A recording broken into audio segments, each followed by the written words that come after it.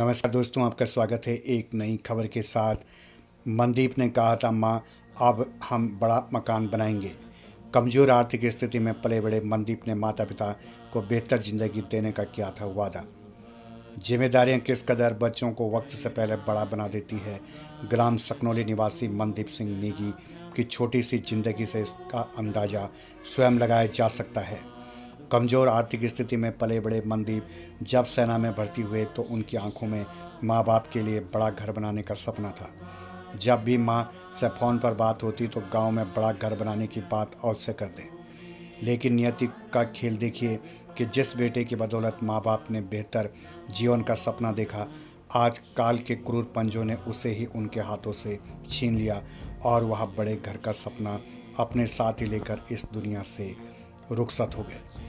गुरुवार की रात भले ही सेना की ओर से मनदीप की शहादत की जानकारी स्वजन को दी गई हो, लेकिन माता पिता को आज भी यकीन नहीं हो रहा है कि उनका लाडला उन्हें छोड़कर चला गया।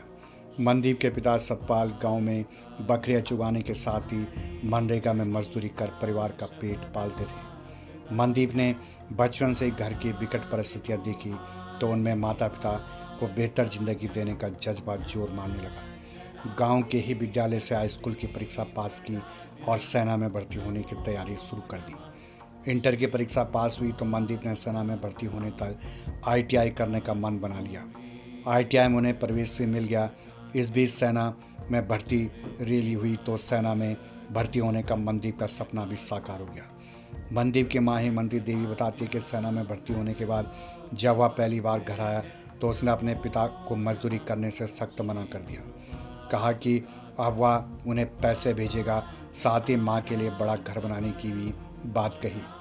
सगाई के बाद मनदीप जब भी फ़ोन करता तो शादी की तैयारियों पर चर्चा करने के साथ ही बड़ा घर बनाने की बात अवश्य दोहराता।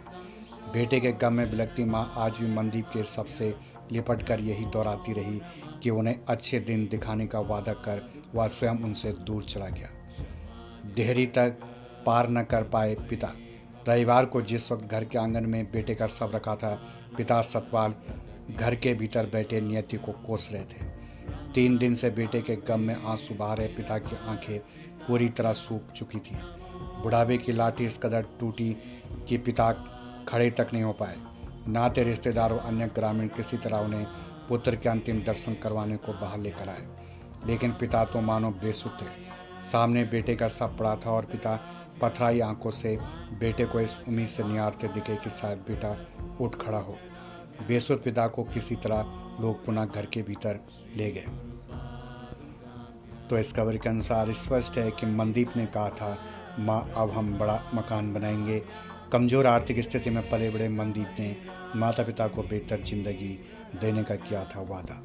पोखड़ा प्रखंड के अंतर्गत ग्राम सकनौली स्थित मनदीप का आवास।